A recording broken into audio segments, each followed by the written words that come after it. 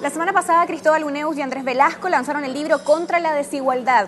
Aquí lo que se hace es una declaración de principios y además se muestra un panorama global de esta situación en nuestro país. Y la clave la sitúan en el empleo precisamente para acabar con la desigualdad. Sean bienvenidos a nuestra mesa de diálogo.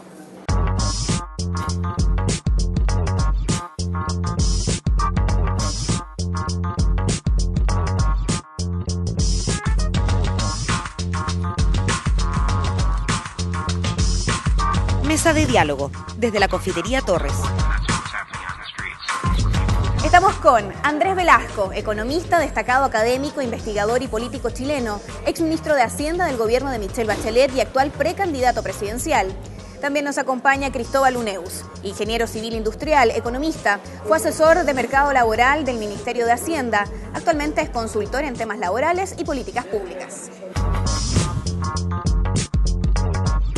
¿Cómo están ustedes? Bienvenidos a una nueva mesa de diálogo. Nos reunimos como siempre en la Confitería Torres, en el centro de Santiago. Alameda con 18 es un clásico y que, por cierto, es el restaurante más antiguo de nuestro país. Así que desde aquí les damos la bienvenida a las colonias chilenas residentes fuera, que siempre se conectan con nosotros y se enteran de lo que está pasando aquí gracias al programa. Y también a toda la gente de las comunidades, de las redes sociales, que están siempre pendientes de lo que ocurre en mesa de diálogo. ¿Qué hacer contra la desigualdad?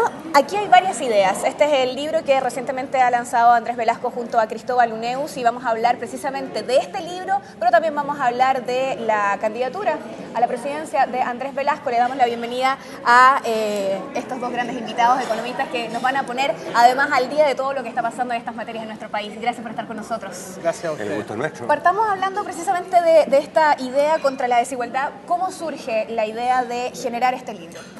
Bueno, Cristóbal y yo venimos hace muchos años, yo más que él porque soy bastante más viejo, trabajando en estos temas, yo ciertamente por más de 15 años. Y bueno, la experiencia en el gobierno de lidiar muy directamente además con programas sociales, con negociaciones salariales, en fin, estar muy en contacto con esta realidad, nos llevó a la conclusión, después de salir del gobierno ambos, que había un aspecto de nuestra desigualdad que no recibe la atención que merece.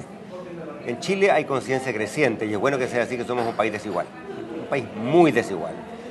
Pero esa desigualdad en general la gente la mira desde la perspectiva del sueldo de una persona. Claro. Y sabemos que hay diferencias tremendas, ¿no? Hay gente que gana el mínimo, poco más de 180.000 pesos, hay gente que gana muchos millones. Y esa es una disparidad alta, excesiva, que a todos nos duele. Pero muchas veces el debate queda ahí.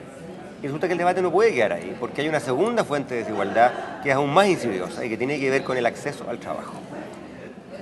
No solamente las familias más acomodadas ganan más plata por persona que trabajan, además puede que trabaje el padre, la madre, un hijo, dos hijos, y por lo tanto hay varias fuentes de ingresos, dos, a veces más de dos. Resulta que en las familias más pobres de Chile, en promedio, hay medio puesto de trabajo por hogar, o sea hay que necesitar dos familias para tener un puesto de trabajo. Y esto significa que las desigualdades se multiplican muchísimo, se multiplican por 4. Y este segundo componente, que es probablemente el más grande desde un punto de vista del impacto en la desigualdad, es precisamente algo de lo cual creo que hablamos relativamente poco. Y es además, ojalá que lo podamos discutir hoy, una avenida por la cual se puede transitar y ojalá avanzar relativamente pronto en materia de desigualdad, que creo que es lo que hoy día todo el mundo en Chile está pidiendo. ¿En qué minutos se cruzan ustedes para generar esto ya como una idea concreta? Porque me imagino que cuando hay proyectos se vienen conversando hace tiempo. ¿En qué minutos esto se concreta y cómo Claro, me acuerdo, Andrés me dice, oye, ¿por qué no almorzamos? Tengo esta idea, habíamos conversado, como dice Andrés, mucho del tema del trabajo, proyectos de ley, negociaciones, y me acuerdo un día en un restaurante, la pared blanca, ¿no es cierto? Chiquitito, sentado, y Andrés me dice, mira, tengo esta idea, ¿qué te parece que escribamos un libro? Yo como un libro no estaba entre mis proyectos, ¿no es cierto? Para el 2010, esto era mediados del 2010, no había empezado nada, el gobierno recién se estaba instalando, estaban los terremotos, y yo estaba en la cosa privada, ¿no es cierto?, insertándome después de haber dejado el gobierno, y yo fui un poco escéptico, no se lo dije en ese entonces, ¿no es cierto? Pero como buen negociador o fanático de la película El Padrino, me hizo una oferta que yo dije no puedo decir que no, y con esa idea empezamos a juntarnos, a trabajar, presentamos el primer bosquejo de la idea como en octubre del 2010 en un seminario. a la gente le gustó, otra gente dijo, oye, no se entendía, pero con eso ya nos decidimos tirarnos a la piscina y empezar a escribir el libro, y a juntarnos regularmente de frentón. Teníamos la idea y empezamos a desarrollar los capítulos. ¿Cuál es la respuesta frente a quienes pueden considerar también esto en términos del momento en el que surge en un claro elemento para pavimentar el camino a la moneda? Yo te digo con toda franqueza, estos asuntos hace mucho que me preocupan y creo que lo que el debate hoy día en Chile necesita es no quedarnos en palabras, sino que ir, o en diagnósticos, muchas veces en consigna, lamentablemente, ir a soluciones. Y este libro tiene la virtud, espero que así lo vea la gente que lo lee, y que tiene como 8 capítulos en que mira con mucho cuidado las cifras, hace un diagnóstico, pero después dice, esto es lo que hay que hacer. Y somos muy claros en decir, no hay una solución. Aquí no venimos a vender pomadas, a decir, está la bala de plata, usted cambie esto y Chile va a ser Suecia, sino que partimos esas secciones finales con soluciones diciendo, aquí hay que atacar el problema de muchos lados, porque, bueno, hay un punto adicional que añadir, que los principales grupos que son las víctimas de este problema en Chile son los jóvenes y las mujeres, y en especial las mujeres jóvenes. Un dato, para ilustrar la profundidad del asunto. En el 10% más pobre de Chile, si tú miras las mujeres de menos de 25 años, apenas 11 de cada 100 tienen trabajo. O sea, 89% no está trabajando. Y ese es un dato conmovedor. Para los hombres jóvenes es un poquito mejor, pero no mucho mejor. Chile tiene algunas de las cifras de participación de las mujeres en el mundo del trabajo, no solamente baja comparada con Europa, en fin, comparadas incluso con nuestros vecinos. Si hacemos la lista, y está el cuadro en el libro, del porcentaje de mujeres en edad de trabajar que efectivamente tiene pega, resulta que Chile se disputa los últimos lugares en América Latina con la República Dominicana y con Honduras. Perú, Bolivia, para qué decir Argentina, Uruguay, tienen tasas de participación femenina mucho más altas. ¿Y esto qué significa? Que en esa familia donde la mujer es jefa de hogar hay un ingreso garantizado y donde hay 2 padres trabajando hay 2 ingresos. Entonces una muy buena manera de mejorar el estándar de vida de la familia, es bueno para los niños, es bueno para la madre, es bueno para la familia.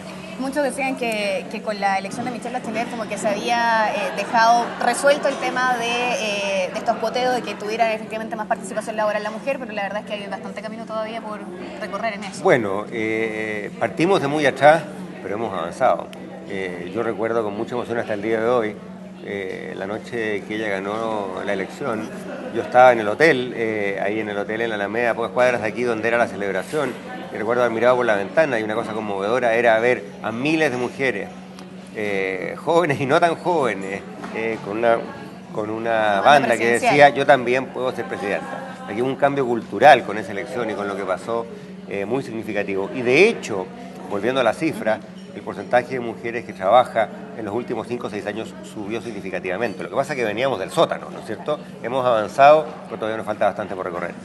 Aquí se plantea en este libro contra la desigualdad, de hecho está puesto ahí en su portada, que el empleo es la clave. Y a propósito de Michelle Bachelet, de la expresidenta de quien hablábamos, ella hizo el prólogo de este libro.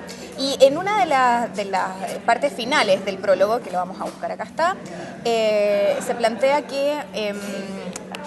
Vamos a recorrer el torpedo mejor.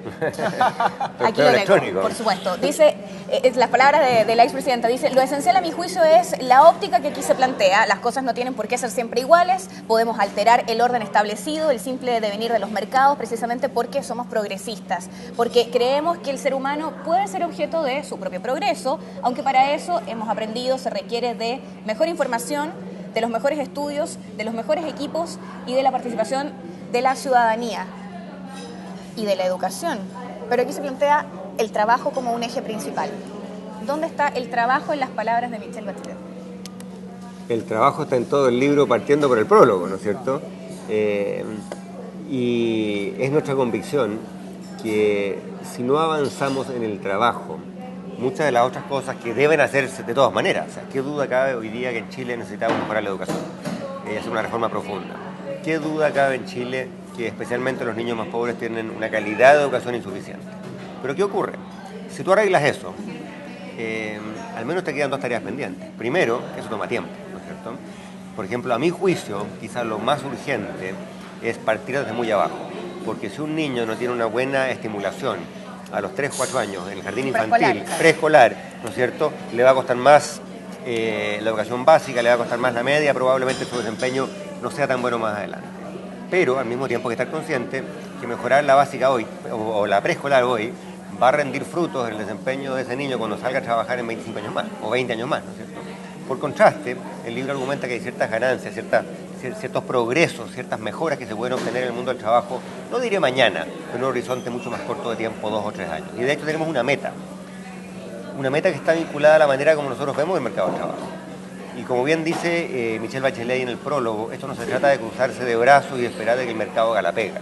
Al revés, en los países, especialmente en el norte de Europa, donde hay tasas de desempleo juvenil muy bajas y donde hay muchas mujeres que participan en el mundo del trabajo, es porque el Estado se pone las pilas y ayuda.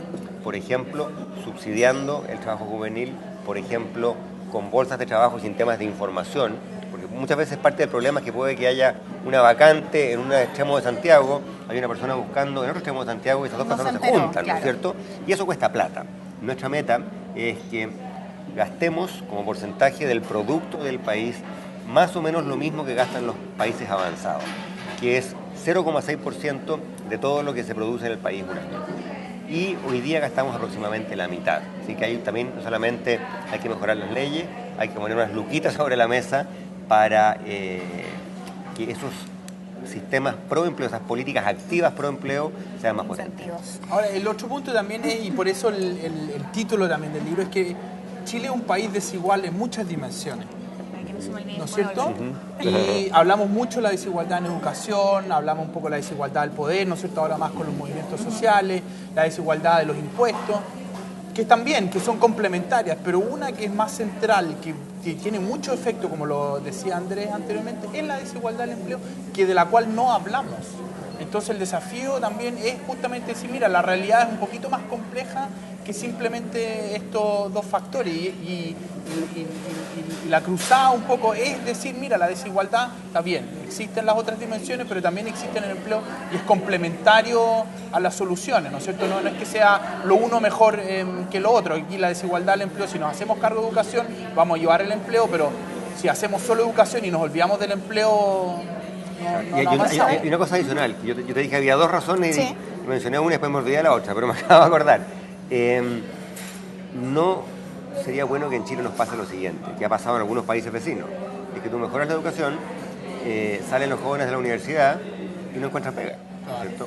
Hoy día la tasa de desempleo entre los profesionales en Chile es relativamente baja, la gente egresada a la universidad, pero todos conocemos la historia de muchos países en América Latina en que alguien estudia ingeniería y termina manejando un taxi, ¿no es cierto?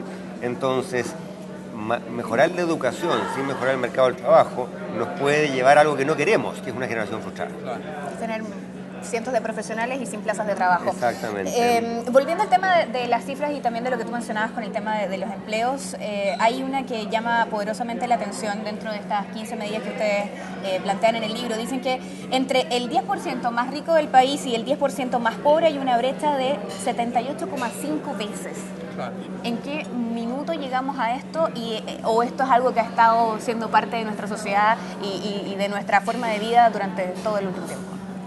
Esto existe hace bastante tiempo y por lo tanto un poco tiene que ver con que por una parte el mercado del trabajo funciona muy bien para el 10% más rico, ¿no es cierto? Como decía Andrés, hay en un hogar de 2 o 3 personas, está trabajando el papá, la mamá o el hijo, ¿no es cierto? Y ganan buen sueldo, y en el 10% más pobre tengo que juntar 2 hogares para tener a una persona. Un trabajo en una plaza, claro. Y esa persona además gana poca plata, ¿no es cierto? Eso por una parte. Después tengo que los hogares más pobres son más grandes que los hogares más grandes. Claro. 3,8 versus 2,6. Entonces tengo 0,8, ya tengo casi una persona más. Claro. Trabajan menos y son más. Entonces cuando sumo la plata y divido por el número de personas que viven, paso de 17,8 a 78,5. Entonces la desigualdad, la que nosotros consideramos que es la que vale, ¿no es cierto?, que es la plata disponible para el hogar, es en realidad 4 o 5 veces más grande que la desigualdad del ingreso, que es escandalosa, claro, pero que no es la desigualdad total. Y incluso en el libro argumentamos que si tú reduces la desigualdad del ingreso vas a tener un efecto. sin duda. Pero si tú reduces la desigualdad del empleo, el efecto es mucho mayor. Porque imagínate que en un hogar yo le subo el sueldo a la persona más pobre en un 10% a que yo le dé a otra persona en el hogar que esté trabajando. El efecto de la segunda persona en el hogar trabajando es mucho más grande que el efecto de subirle a la persona el sueldo, a la persona que trabaja el sueldo en un 10%, que no significa que no se puedan hacer conjuntos, pero lo que estamos diciendo es que cuando hacemos el efecto del empleo, por eso el empleo es la clave, cuando yo agrego una segunda persona en el hogar más pobre, el impacto en la desigualdad en algunos casos puede reducirla a la mitad. Por eso decimos que el empleo es la clave, porque en términos cuantitativos va a la vena del problema. Hay una serie de cálculos que hacemos en el libro y nos preguntamos, si aplicamos tal política, ¿qué pasa con la desigualdad? Si aplicamos otra política, ¿qué pasa? Hacemos una especie de carrera de caballo. Y ¿cuál funciona mejor? Exacto. ¿Cuál tiene impactos más grandes? Y consideramos algunas políticas que hoy día están en el tapete. Por ejemplo, el año pasado el gobierno de Sebastián Piñera empezó a aplicar su primera versión, probablemente va a ser modificada más adelante, lo que llamaron el ingreso ético familiar. Que es una buena idea, en principio, tener un apoyo más potente para las familias de menores ingresos. La pregunta es, con la plata que fue comprometida y con el alcance que ese tipo de programas tienen, ¿cuál es el impacto en estas mismas medidas de desigualdad que hemos estado considerando? Y la verdad es que el impacto es muy, muy pequeño, muy pequeño. Este 78 veces que tú decías, no recuerdo exactamente, que llega a 75, una cosa así, ¿no es cierto? Por contraste, hacemos un ejercicio mental, llamémoslo así, que Cristóbal recién aludía a él, que es lo siguiente. Decimos, supongamos que en todos estos hogares que están de la mitad para abajo en términos de empleo, la oportunidad de trabajar, el número de personas que trabajan en esa familia no es igual al de Vitacura o la dehesa, pero es el de la clase media. Dicho en fácil, supongamos que los hogares pobres tienen la misma oportunidad de trabajar que la clase media. ¿Qué impacto tiene eso, solo eso, sin cambiar sueldo, en la desigualdad? Y resulta que la brecha entre ricos y pobres cae a la mitad. Cae a la mitad. Por lo mismo que decía Cristóbal recién. Porque una cosa es subirle a una persona el sueldo 10%, otra cosa es traer un sueldo entero nuevo y añadirlo a lo que esa familia gana. Y por lo tanto, el impacto de cambios en el empleo, en la desigualdad, es muchísimo más potente que ninguna otra cosa que se puede considerar.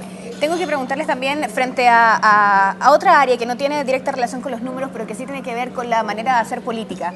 Y cuando estamos hablando en este año de tantas demandas que han surgido desde la ciudadanía, aspectos sociales, muchas veces los límites se encuentran más que en los números, en la voluntad política para que estas cosas se puedan resolver.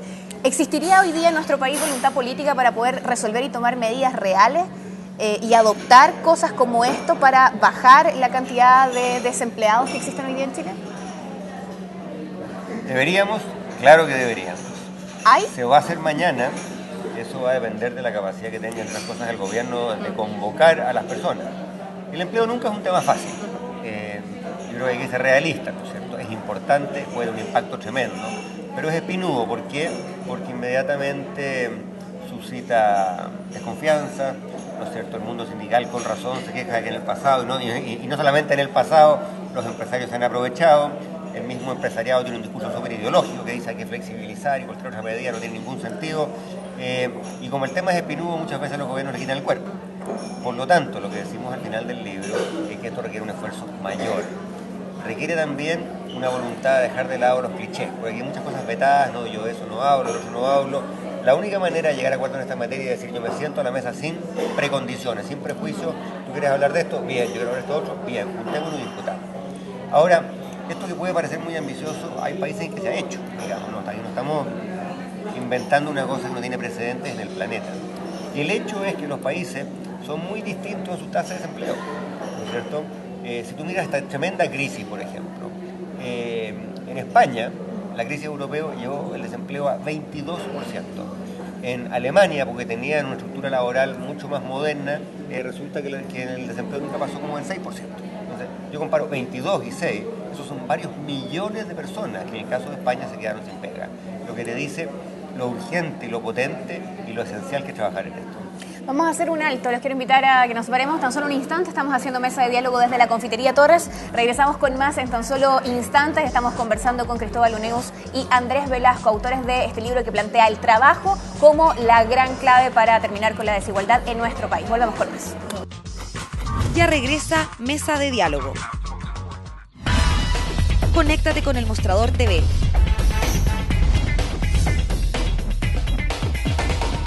Búscanos en Facebook.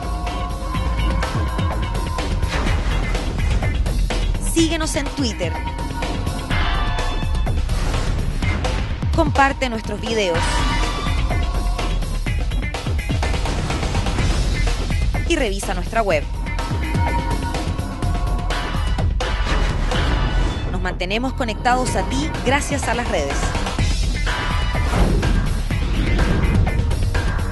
El Mostrador TV.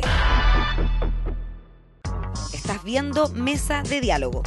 Desde la Confitería Torres hacemos mesa de diálogo. Si están recién incorporándose, les contamos que hoy nos centramos en la economía, pero también con una mirada que busca acabar con la desigualdad en nuestro país, con acortar esta tremenda brecha que hoy día existe entre ricos y pobres en Chile. Y la clave, según nuestros economistas hoy invitados, Cristóbal Uneus y Andrés Velasco, está en el trabajo. Y frente a esto quiero preguntarle a Cristóbal que a la hora de hablar de la redistribución de las oportunidades, en el fondo implica también la redistribución de los dineros y en consecuencia me imagino que hay un tema aquí con los impuestos. Nosotros planteamos, como comentamos en el bloque anterior, ¿no es cierto?, que aquí tenemos que aumentar el gasto que el gobierno destina en políticas para ayudar a la gente. Incentivos y todo eso. Incentivos. No decimos cómo después hay que recaudarlo, ¿no es cierto?, que es la pregunta tuya, pero sí decimos, mira, hoy día gastamos alrededor de 0,2 del producto y hay que duplicarlo, triplicarlo, pero y eso tendrá una contrapartida de cómo aumentar la recaudación tributaria con una reforma. Pero el eje del libro es bueno decir, bueno, si tuviéramos la plata, ¿qué haríamos con Y fuera eso? del libro, tú como economista, ¿cuál es tu mirada frente a la idea de reforma tributaria hoy día en Chile? No, yo creo que para el desafío que está planteado Chile hoy día, ¿no es cierto?, de la reforma educacional, que requiere recursos de la universidad, varios economistas de la Universidad de Chile, ¿no es cierto?, hicieron una estimación que dijeron, mira, una reforma más o menos seria para los niveles que tiene Chile significa entre 1,5 y 2% del producto. En términos de gasto, habría que subir los impuestos en esa cantidad. Yo creo que vale la pena hacer una reforma tributaria que uno recaude más. El gobierno el año pasado, ¿no es cierto?, dijo que íbamos a hacer una reforma tributaria, pero bajaron los impuestos. Y mi feeling es que el proyecto que vayan a tirar ahora también van a bajar los impuestos. Ellos están en esa idea como tipo social, que no es la que queremos nosotros. Tiene que ser justa, ¿no es cierto?, que los que tienen más plata paguen más y tiene que tomar el tema del empleo en consideración. Tiene que ser pro empleo. Aquí no podemos afectar el empleo de una manera negativa por una vía indirecta. Entonces, eso yo creo que son algunos de los factores que tienen que estar en la mesa para una reforma tributaria. El gobierno no ha dicho nada. Entonces dice que va a hablar de un perfeccionamiento tributario, pero no dice cuáles son sus ejes. Porque yo creo que no quiere decir que va a bajar los impuestos. Cuando hablamos del tema de empleo, es imposible dejar fuera de la conversación la propuesta que hace el gobierno del presidente Sebastián Piñera al inicio cuando dice vamos a crear este millón de empleos. Sin embargo, junto a esto se mezclan otros temas y me imagino que va a implicar también una respuesta tal vez un tanto más larga, pero para poder garantizar que haya efectivamente buenos empleos, también tenemos que trabajar en el tema de previsiones sociales, de la seguridad en el fondo social de los trabajadores, en lo que creo que también nos queda bastante trabajo pendiente. Y por otro lado, lo que mencionaba recién frente al tema de la sindicalización, que también ha estado bien complejo. ¿Cuál es la diferencia entre plantear hoy día el empleo como clave y este millón de empleos que planteaba el presidente al inicio de su mandato? Es que ocurre que cuando el gobierno plantea eso, mezcla peras y manzanas. Porque todos sabemos que cuando hay una crisis el empleo se resiente, es lo que pasó el año 2009, y cuando la economía retoma el crecimiento, en buena medida por muchas políticas monetarias, fiscales, en fin, los bonos, la construcción de más carreteras, de más puentes, que se hizo en respuesta a la crisis, bueno, el empleo sube. Ya había un incremento en el empleo. Pero eso tiene que ver con lo que ocurre, como decimos los economistas, a lo largo del ciclo, ¿no es cierto? A veces sube, a veces baja, obviamente que todos queremos que suba y que no baje. Pero aquí estamos hablando de un fenómeno totalmente distinto. Parecen cifras más bien circunstanciales en ese caso. Son cifras que obedecen a una coyuntura económica en particular. Chile salió de una crisis tremenda, y dicho sea de paso, Chile salió, buena parte del mundo no ha salido, ¿no es cierto?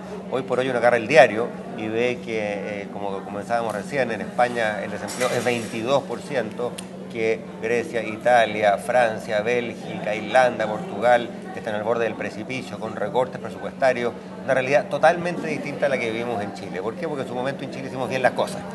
políticas que fueron muy criticadas, como la del ahorro público, ¿qué no darían hoy día los españoles o los portugueses por tener lo mismo, ¿no es cierto?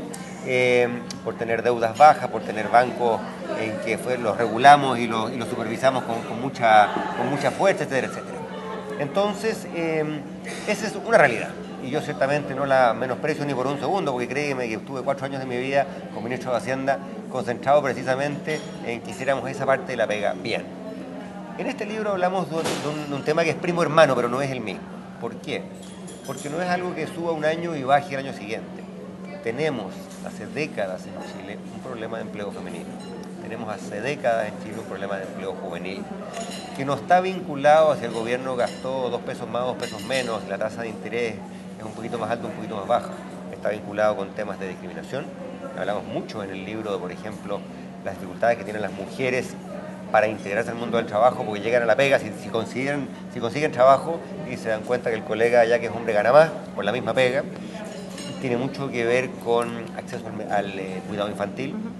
Hay muchas encuestas en que le preguntan a una madre, bueno, que tiene niños chicos, ¿usted por qué no sale a trabajar, señora? Respuesta más común, no tenemos que dejar los niños, ¿no es cierto? Tiene mucho que ver también con la estructura de nuestras ciudades, porque hemos creado ciudades grandes, planas, en que desplazarse de un barrio periférico en el sur de Santiago a una fábrica en el norte de Santiago te puede tomar 2 horas en micro, y también tiene mucho que ver con ciertos patrones de crecimiento. Por ejemplo, con la insuficiencia de ciertas políticas de innovación para crear nuevas empresas. En los países avanzados lo que uno ve es que buena parte del empleo viene de nuevas empresas que surgen, y eso requiere de nuevo que el Estado esté ahí con las pilas puestas. Uno ha visto que el gobierno actual de Sebastián Piñera ha dejado de lado, le ha quitado énfasis a ciertas políticas de innovación. Por lo tanto, lo que te quiero decir es que este no es un problema que se corrija en un año. Creo que cuando el gobierno dice hemos creado empleos muy bien, obviamente nadie se va a molestar, al revés, todos estamos felices de que Chile haya creado empleo, pero es un fenómeno enteramente distinto del fenómeno que estamos describiendo aquí en el libro. En términos hay otro punto que no lo atacamos directamente, pero uno lo que infiere del libro es que lo que nosotros decimos es que nos da lo mismo dónde es el empleo. Porque si el empleo es en el 10% más rico, va a terminar aumentando aún más la desigualdad. Entonces aquí el foco y las propuestas justamente dicen, mira, aquí hay una falencia en los grupos más vulnerables, los más pobres, nosotros que tienen todos estos problemas de acceso, conectividad, acceso a información y todo. Y ahí es donde tiene que estar el foco. Al gobierno le da lo mismo el origen.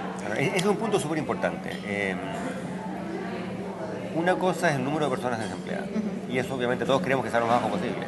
Algo muy distinto si resulta que las personas que están desempleadas son siempre las mismas, ¿no es cierto? Porque alguien puede tener un trabajo, Dios quiera que no lo pierda, pero si lo pierde puede que al mes siguiente tenga otro trabajo. Ese es un fenómeno que queremos evitar. Pero algo muy distinto es que una mujer que hoy día tiene 40 años, que tiene 3 niños y que nunca entró a la fuerza de trabajo, y que si a los 40 años no entraba, le resulta muy difícil entrar, y que probablemente tiene baja escolaridad, no tiene experiencia laboral, que el sistema de capacitación no le ayuda a ella, un tema muy importante. Hoy día la capacitación en Chile capacita a los que ya tienen pega. En Chile no existe hoy un sistema de capacitación para quienes querrían trabajar, para los jóvenes, por ejemplo, que entran por primera vez. Entonces, ¿qué ocurre? Probablemente esa mujer con niños chicos de 30 y tantos años, 40 años, no va a trabajar nunca. Entonces, el suyo no es un problema de cesantía ocasional, el suyo es un problema de fondo, de integración a la sociedad. Citamos por ahí en el libro a un pensador norteamericano que dice, probablemente el porcentaje de las personas que están trabajando, lo que los economistas llamamos la tasa de empleo, sea el mejor resumen del grado de integración social de una sociedad. Y lo que ocurre es que cuando tú tienes una persona que nunca pudo entrar a trabajar y tienes una cantidad importante de mujeres y de jóvenes que nunca pudieron, entonces el problema es de integración social, va mucho más allá de los ciclos económicos. Hablábamos recién con esto de las empresas y la flexibilidad laboral y todo aquello. También tocábamos el tema de los sindicatos. ¿Menos del 20% de las empresas o de los trabajadores está sindicalizados en Chile? ¿Cuánto es? Es alrededor del 11 o 12%. Ha estado bastante estable, ha caído un poco, mientras que en el resto del mundo se ha venido abajo. Por razones, hay mayor competencia, falta modernización. Aquí se han hecho esfuerzos en aumentar la tasa de sindicalización. No han tenido el resultado deseado. ¿Lo consideras importante para la búsqueda de esa igualdad en el campo laboral? Nosotros creemos que sí, porque el sindicato en las empresas puede potencialmente jugar un rol, y en muchos casos lo cumple, ¿no es cierto?, de aglutinar la voz de los trabajadores y ayudar a la empresa al tema de los turnos, al tema del aumento de producción, de cambio de situaciones, en llegar a acuerdos, ¿no es cierto? Imagínate una empresa con 2.000 trabajadores, que el empleador llegue a acuerdo con cada uno de los 2.000 trabajadores, es casi imposible. Entonces el sindicato de alguna manera resume y representa a los trabajadores ante la empresa, y en muchos casos puede transformarse en un socio súper importante. Hay casos de empresas exitosas, pero también hay falta de buenas prácticas, de buenas experiencias en esto. Proponemos algunas de las cosas aquí en el libro, de que los trabajadores, los sindicatos tienen que estar mejor preparados. ¿No es cierto? Falta el ejemplo que dio Andrés de la capacitación. También pasa con los dirigentes sindicales. Hay que formarlos, se han hecho esfuerzos, pero hay que perfeccionar esa capacitación. Y lo segundo, lo más importante, hoy día los sindicatos pueden negociar de pocas cosas. La ley es muy rígida con respecto a qué pueden negociar, y nosotros creemos que aquí hay que darles más atribuciones a la empresa para negociar con los trabajadores. Por ejemplo, los turnos, los famosos turnos. Hoy día es muy rígido el sistema, entonces nosotros decimos, mira, aquí la evidencia muestra, citamos algunos estudios del potencial impacto que puede tener darle más atribución a los sindicatos en términos de jornada, que podría aumentar el empleo en 70, 80 mil personas, ¿no es cierto?, porque los trabajadores pueden aprovechar mejor los buenos momentos y adaptarse a los momentos adversos de mejor manera para cuidar el empleo. Entonces nosotros creemos que los sindicatos pueden jugar un rol muy importante en esa mayor búsqueda de igualdad. ¿Cuál es tu mirada frente al tema de los sindicatos también? Hay una mirada que nosotros rechazamos, que es la mirada que dice los sindicatos no pueden ser socios en la creación de empleo. Nosotros creemos que sí, no solamente pueden, sino que deben. Y ser un socio activo. Y que es bueno para los sindicatos, es bueno para el empleo, es bueno para el país, que algunas de estas cosas sean pactadas. Y ahí el pacto tiene que ser entre empleador y sindicato, ¿no es cierto? Porque, como decía Cristóbal, hay un muy buen estudio de dos economistas de la Universidad de Chile que dice, con mayor capacidad para ajustar turnos y horarios y jornadas al ciclo económico, podrían crearse decenas, potencialmente cientos de miles de empleos. Pero muchas veces los trabajadores dicen, bueno, ojo, porque yo no quiero que unilateralmente me digan, usted tiene que venir a trabajar a tal hora, yo quiero que me consulten, ¿no es cierto?, que esto se pacte, se converse. Y por lo tanto, nosotros rechazamos la idea de que esto no se puede tocar nunca, y también rechazamos la idea de que lo debe hacer el empleador sencillamente por voluntad propia, sin preguntarle a nadie. Nosotros decimos, en una sociedad más democrática, con actores más empoderados, que esto se converse, y la conversación tiene que ser entre el empleador y el sindicato es el que representa a los trabajadores. Por lo tanto, creemos que esto es bueno incluso para los sindicatos, además, porque, como decía Cristóbal, da una gama más amplia de cosas que se pueden negociar. Y por lo tanto, yo como trabajador tengo más incentivo a querer ser miembro del sindicato. Claro. El sindicato me va a representar no solamente a la hora de fijar sueldo, sino que también a la hora de fijar turnos, salarios, beneficios, etc. Cuando hablamos del tema de la mayor creación de empleo, esto va, me imagino, también de la mano del crecimiento económico del país y de una mayor inversión del Producto Interno Bruto en estas materias. ¿Cuál es la visión frente a eso, considerando que, por ejemplo, el tema presupuestario este año ha estado tan complicado y que se dice que vamos a terminar en el fondo con un presupuesto que está bastante lejos de la realidad y con un estimado de crecimiento que no es tan real? Bueno, ahí se mezclan muchas cosas. La discusión presupuestaria no dejó a nadie contento y probablemente no fue un ejercicio sublime de liberación democrática, ¿no? Entre otras cosas porque cuando la gente pasa 40 horas seguidas encerradas en un salón, nadie debe pensar ¿no es cierto?, a la hora 15 ya las neuronas se empiezan a cansar. Dicho sea de paso, yo creo que este puede ser un buen momento para empezar a pensar en los mecanismos, ¿no es cierto? A mí me tocó tramitar varios presupuestos y me tocó también trasnochar, y creo que todos los que hemos participado tenemos la certeza total de que desde el punto de vista puramente del mecanismo, el procedimiento, esa no es la mejor manera de proceder, ¿no es cierto? Ahora, hay crecimiento con empleo y hay crecimiento sin empleo. Ya ha habido periodos en la historia de Chile en que la economía creció, pero no generó empleo, y en especial no generó empleo, vuelvo a lo que Cristóbal enfatizaba recién, para quienes más lo necesitan, mujeres, jóvenes, claro, jóvenes que hay pobres. que tener la distinción de dónde se genera. Exactamente. Entonces, el tradicional pensamiento de derecha dice hay que crecer y punto. Nosotros decimos, por supuesto que hay que crecer, y por supuesto que hay que invertir, pero ojo, que no todos los tipos de crecimiento son iguales, y que hay que diseñar el crecimiento y hay que diseñar la legislación laboral para que ese crecimiento sea con empleo de quien lo necesita. Y dentro de eso tenía aquí, claro, algunas cifras, que los 200.000 empleos anuales que se presentaban en el fondo dentro del plan del presidente implican una tasa de crecimiento del 6%, lo que a su vez requiere una inversión del 28% del Producto Interno Bruto. Claro, lo que pasa es que los números de creación de empleo, como decía Andrea antes, todo sucedió en 2010. Si tú miras los números del 2011, de enero del 2011 para adelante, están planos. Entonces aquí vamos al tema más de fondo. El tipo de desarrollo económico, ¿no es cierto?, tiene que ser crecimiento con creación de empleo y necesitamos invertir, diversificar nuestra matriz productiva, el tema de innovación, tienen que surgir nuevas empresas. El gobierno en algunos casos ha avanzado en la dirección correcta, simplificando los días que se demoran para crear la empresa, pero hay problemas con el notario, la inscripción del conservador de bienes raíces, ¿no es cierto? Y la innovación en ese sentido juega un rol muy importante para que las empresas nuevas surjan y creen hartos empleos. Este gobierno está eliminando los subsidios del Estado a la innovación, ¿no es cierto? Porque la innovación es riesgosa, genera externalidad y por lo tanto el privado no la hace todo lo que la sociedad lo necesita, se justifica la intervención del Estado. Esto se empezó en el gobierno de Lagos, si no recuerdo mal, con Benninger, ¿no es cierto? Se avanzó mucho en el gobierno pasado a la Bachelet y este gobierno dijo, no, ¿sabes qué más? Lo vamos a cerrar. Entonces una sociedad así no avanza. ¿No es cierto? Que si en dos gobiernos avanzamos para un lado y en otro vamos para atrás, nos vamos a demorar mucho más. Entonces aquí falta de generar los consensos. Nosotros creemos que un error lo tocamos en el libro y por lo tanto no da lo mismo qué tipo de empleo y dónde se genere, porque podemos tener mucha inversión en la minería, muy bien, muy importante la recaudación y todo, pero la minería es muy poco intensiva en trabajo, mucha máquina, pocos trabajadores, ¿no es cierto? Y trabajadores está bien, pero necesitamos todos los otros sectores que necesitan los países. Y lo que nosotros mostramos, contamos un poco en el libro, citando otros estudios de destacados economistas, es que los países que han diversificado su matriz productiva es porque el Estado ha intervenido. ¿Dónde pondrías tú los incentivos? ¿En qué área de desarrollo? No, los gobiernos anteriores habían elegido estos 7 clústeres, ¿no es cierto?, que tenían que ver con las ventajas comparativas que tenía Chile. Estaba el tema vitivinícola, estaba el tema de los salmones, estaba el tema de los... ¿cómo se llama?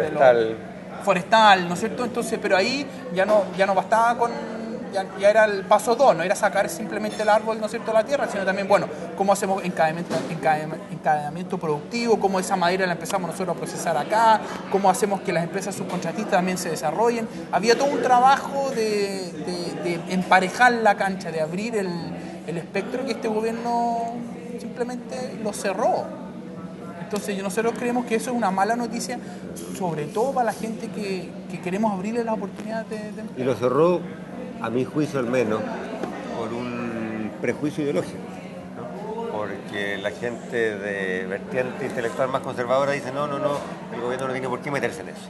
Cuando resulta que si uno se va a Europa, se va a Canadá, se va a Australia, a Nueva Zelanda, países en que son los que más han diversificado su ganancia exportadora, o a Singapur, por ejemplo, a Finlandia, resulta que uno ve los institutos del Estado, ve la coordinación del Estado. Ahí es súper importante pensar en temas de coordinación. Te doy un ejemplo. Todos sabemos que Chile tiene un tremendo potencial turístico, pero resulta que nadie va a hacer un hotel si no hay un camino. Resulta que nadie va a hacer un camino si el camino al final no lleva a un hotel, o no lleva a un pueblo, o no lleva algo, ¿no es cierto? ¿Cómo te pones de acuerdo? Bueno, parte de la pega la hace el Estado, pone el camino, parte de la pega la hacen los privados, ponen el hotel. Y también tiene que haber un tipo que ponga el rentacar para que ande sobre el camino. Todo eso no es que caiga del cielo, ¿no es cierto? No es que pase automáticamente.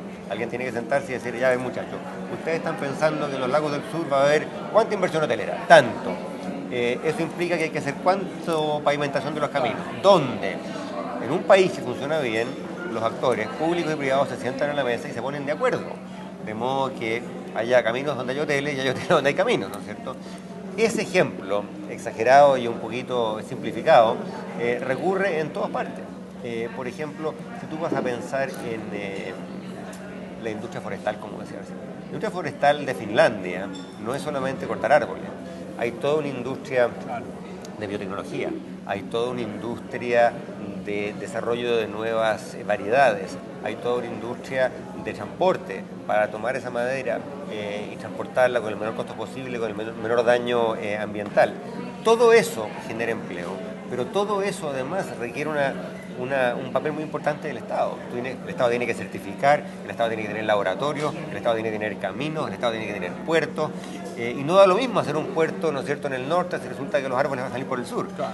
Toda esa labor de concertación, conversación, coordinación se estaba haciendo, había una estrategia y a mi juicio exclusivamente por un prejuicio político este gobierno la dejó de lado. Los quiero invitar a hacer una pausa, me quedo con gran parte de las reflexiones que se han vertido sobre esta mesa de diálogo. Bueno, nos plantean primero que todo que hay varias soluciones, varias salidas frente al tema de la desigualdad, no una sola. 11 de cada 100 mujeres de menos de 25 años y por cierto de las áreas más pobres de nuestro país son las únicas que tienen trabajo. Dice, claro, veníamos prácticamente desde el sótano caminando en esta búsqueda de ir encontrando estas soluciones y de ir integrándonos al tema laboral, pero claro, había que escalar varios peldaños más. ¿Cuál es el impacto del ingreso ético familiar? Una de las políticas del gobierno de Sebastián Piñera, nos dice Andrés Velasco, bastante pequeño a la luz de los hechos. No da lo mismo dónde se sitúe la creación de los empleos. Tan solo el 11% de nuestro país es parte de los sindicatos, otra materia también importante. Los sindicatos deben y pueden ser socios en la creación de empleos. El crecimiento tiene que ir de la mano de la creación de los empleos y finalmente la última reflexión de Andrés Velasco, que este gobierno cerró un poco esta idea frente a toda esta materia laboral, más bien por vertientes ideológicas. Es parte de lo que estamos conversando en esta mesa de diálogo desde la Confitería Torres. Es momento de saludar a Feria Mix, que nos acompaña todas las semanas con una buena mezcla de libros y también de música, y por supuesto música que nos permite premiar también a nuestras comunidades en Twitter. Si quieren escribirle a Cristóbal Uneus, lo pueden encontrar en @cuneus, así que también es uno de nuestros tuiteros en esta jornada. Nos vamos al corte, regresamos con más a través del Mostrador TV. Ya regresa Mesa de Diálogo. Conéctate con el Mostrador TV.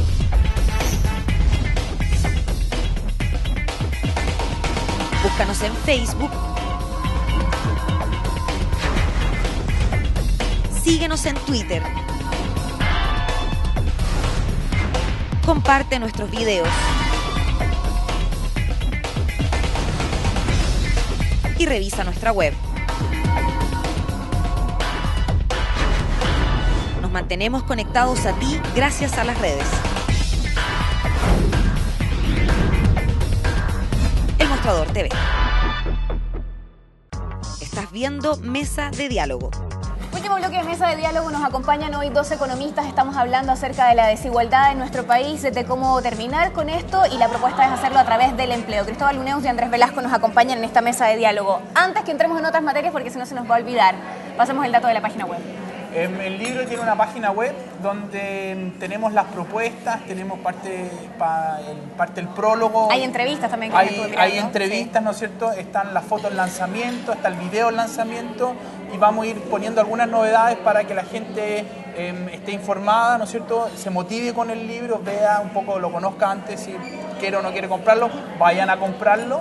Y la página web es contraladesigualdad.com, no cl.com. Perfecto. Vayan a comprarlo, recomiéndenlo, claro, regálenlo para Navidad. Eso exacto. Volviendo a la desigualdad, que es lo que hoy nos convoca, hay otras áreas de nuestro país que también, fuera del tema del empleo femenino y de la parte más joven de nuestra sociedad, que también está bastante afectada. Hoy una persona que gana 500.000 pesos y se jubila, se queda con una jubilación de más o menos 175.000 pesos. ¿Qué pasa con eso y cómo se ataca esa parte de la desigualdad que no se resuelve con la generación de empleo? Es que sí se resuelve, al menos en parte. ¿Por qué? Si una persona llega a los 65 años y ha trabajado regularmente toda su vida y ha cotizado regularmente, probablemente su jubilación va a ser bastante parecida a su sueldo. ¿Qué ocurre? Las personas que ganaban 10 y se jubilan con 3 es porque trabajaron 3 años, después trabajaron en negro 5 años y no cotizaron, después perdieron la pega, cotizaron por el mínimo. Exactamente. Entonces, ¿qué ocurre? Buena parte del problema previsional en Chile, bueno, dicho sea de paso, algunas carencias importantes, buena parte de ellas del sistema previsional se corrigieron con la reforma del año 2008, que fue una reforma, me atrevería a decir, quizás la más grande y la más ambiciosa de la historia de Chile. Se creó una pensión básica mínima, se creó un componente adicional para la gente que jubila con poca plata, el gobierno le pone más. Se generó el bono para las madres, porque justamente muchas madres durante los años en que tienen niños chicos no trabajan, el Estado las compensa. Entonces avanzamos muchísimo con esa con esa reforma. Y es una reforma que le cuesta al gobierno de Chile varios miles de millones de dólares al año, que están bien utilizados. Puede tener un tremendo impacto en la desigualdad y en especial en sacar a adultos mayores de la pobreza. Ahora, ¿qué ocurre? Alguna gente que hoy día se va a jubilar tuvo en el pasado historias laborales muy erráticas. Gente que trabajaba informalmente, que trabajaba sin contrato, o que el empleador abusaba y no le hacía las imposiciones, etc. Eso hoy se corrige con estos complementos que el gobierno pone, que le garantiza a todo el mundo un piso y además un poco más en algunos casos. Pero hacia adelante, la mejor manera de corregir es absolutamente asegurándonos que la gente tenga una vida laboral continua, que no entre y salga al mundo del trabajo y que trabaje formalmente con imposiciones. Por lo tanto, pueden parecer temas distintos, pero en realidad son el mismo tema. ¿Y cómo garantizamos eso? Bueno, parte de las propuestas que hay en este libro son precisamente, van en esa dirección. Hablamos del subsidio al trabajo joven, que se creó en el gobierno de Bachelet, que es algo totalmente pionero, que le dice a un joven, mira, tú tienes 22 años, entraste recién a trabajar. Puede que tengas la tentación de juntarte con el empleador y decirle, oye, no hay contrato, págame en cash, y así yo me quedo con la plata. Yo me arreglo, ¿no es cierto? Y como a los 20 uno piensa que va a vivir para siempre y que los 65 están muy lejos, bueno, más adelante veo que... ¿Qué ocurre? Ese joven, cuando tenga 40 o 50, se va a dar cuenta que no tiene pensión, o que tiene una pensión muy pequeña. La ley que aprobamos en el 2008, y nosotros proponemos que se debe extender a las mujeres, dice lo siguiente. Si ese joven trabaja formalmente, con contrato, de ese sueldo, 20% el gobierno se mete la mano al bolsillo y se lo pasa al joven. Entonces le dice, tú al formalizarte no pierdes, porque el gobierno te pone la diferencia.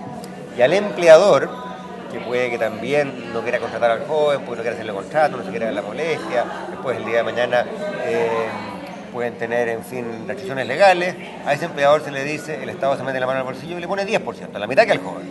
Por lo tanto, formalice el empleo.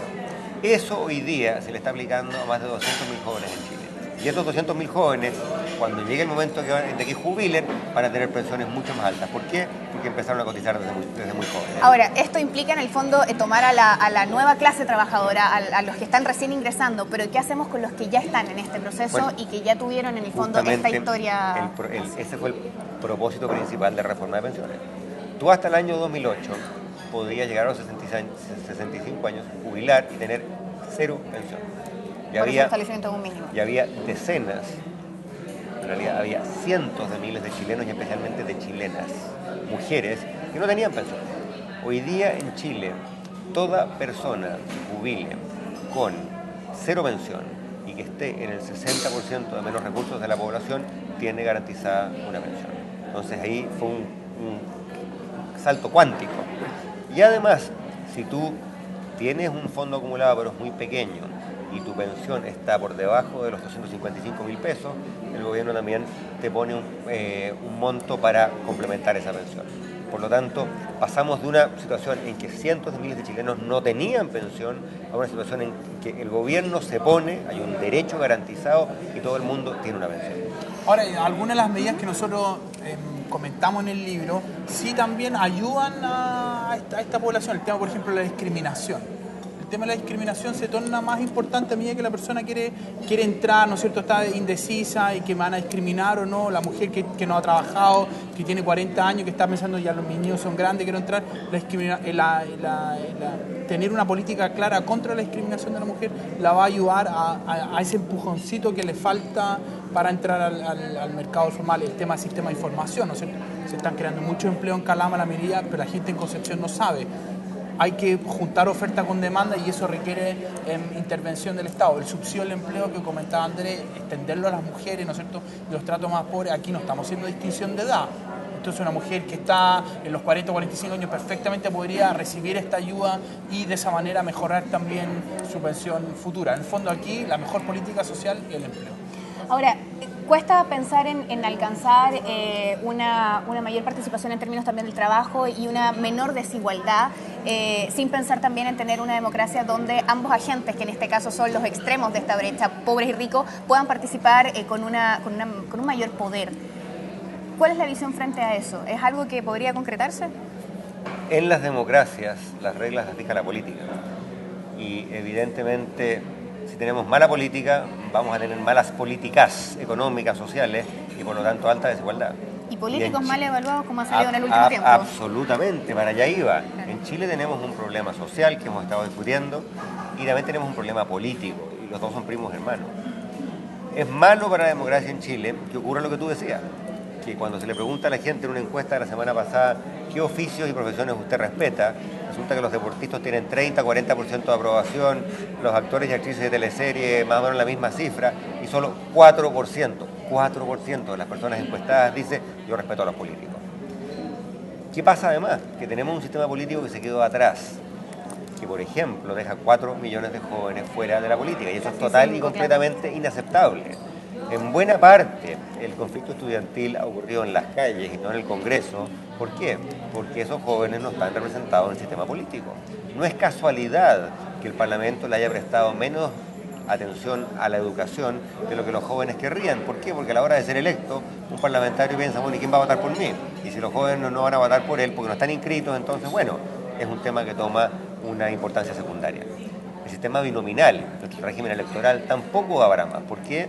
Porque elegimos 2 parlamentarios de cada distrito y en el 99% de los distritos gana uno de un lado y uno del otro. Y por lo tanto el joven dice, bueno, si yo sé que esta cosa es sandía calada para uno y para el otro y mi voto no vale mucho, bueno, ¿para qué diablos entonces hago la cola, me doy la lata y me inscribo? Y además tenemos partidos políticos con una legitimidad muy baja, cosa que no es tan sorprendente porque los partidos políticos tienen elecciones internas que no son modelos de transparencia, tienen finanzas internas que tampoco son modelos de transparencia y mucha gente dice en las encuestas no confiar en ellos. Yo soy partidario de una cosa que no es muy popular, pero la digo porque tengo la convicción. Debería haber financiamiento público para los partidos políticos. Pero no es un cheque en blanco, es financiamiento público a cambio de elecciones internas hechas por el servicio electoral, con un padrón clarito. Segundo, rendición total de cuentas, de modo que esa plata que el fisco pone se sepa dónde se gastó cada peso. Y tercero, primaria, porque la democracia no puede solamente ser de la puerta del partido hacia afuera, tiene que ser de la puerta del partido hacia adentro. Y las elecciones en que los candidatos los eligen en un salón con las ventanas cerradas, las puertas cerradas, eso no puede ser. Yo tengo bastante dudas frente al tema de esta reforma electoral, si se va a lograr finalmente aprobar el tema de la inscripción automática y el voto voluntario, más allá de que yo esté a favor del voto obligatorio. Somos tres. Somos tres. Muy bien. Muy bien. Si esto no se aprueba, ¿la candidatura de Andrés Velasco a la presidencia va en pie igual? Yo creo que todos tenemos que seguir haciendo todo lo que está de parte nuestra para insistir de que esto tiene que hacerse.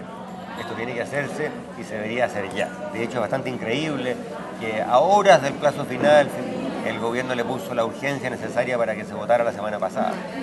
Pero debemos todos estar conscientes que esto es algo de lo cual venimos hablando hace años y realmente la clase política en general no le ha prestado la atención que se merece. ¿Por qué? De nuevo, porque una persona que ya está en el Congreso saca la cuenta de que tengo mi clientela electoral y no quiero que me la cambien, ¿no es cierto? Y en especial, además, los partidos de derecha, que son los principales responsables de que esto no haya ocurrido, sacan una cuenta muy sencilla, que el actual sistema les garantiza, con poco más de 1/3 de los votos, prácticamente la mitad del Congreso.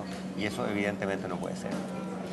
Bueno, estamos llegando al final del programa. De verdad que ojalá los políticos tuvieran también una postura más clara hacia la ciudadanía frente a lo que está pasando con el tema de los registros electorales, del sistema electoral, y dijeran con claridad si están de acuerdo o no, porque parece que hay una falta de voluntad bastante horrorosa. Para volver totalmente de acuerdo, y para volver a tu pregunta anterior, el hecho de que eso ocurra y no nos guste no es razón para restarse, al revés, es razón para sumarse o participar más activamente. Así es que cuando yo te escucho decir que la clase política probablemente no va a hacer lo que debería hacer, a mí me da más ganas aún, y créeme, ya tengo un compromiso bastante grande para decir yo quiero participar, yo quiero hacer valer mi voz, y quiero hacer lo posible, quiero poner mi granito de arena para que estas reformas políticas se hagan y ojalá pronto. Ojalá que sí sea. Les quiero agradecer a los dos por estar junto a nosotros. Gracias a ti. Tengo regalos para ustedes que son de Feria Chilena del Libro. Bueno, el libro de ustedes también está vendiéndose de hecho en la Feria Chilena del Libro, que ya nos contaron que iba bien las ventas. Tengo este, que es Solar, que también está destacado entre los más vendidos, que va para ti. Muchas gracias. Cristóbal. Y Murakami, 1984, está aquí, que va de regalo para Andrés Velasco, que sabemos que le tiene muchas ganas a este libro, así que lo envían de regalo desde la Feria Chilena del Libro. Reflexiones finales. Yo me enteré porque este libro se llama así hoy día leyendo una reseña. ¿Sí?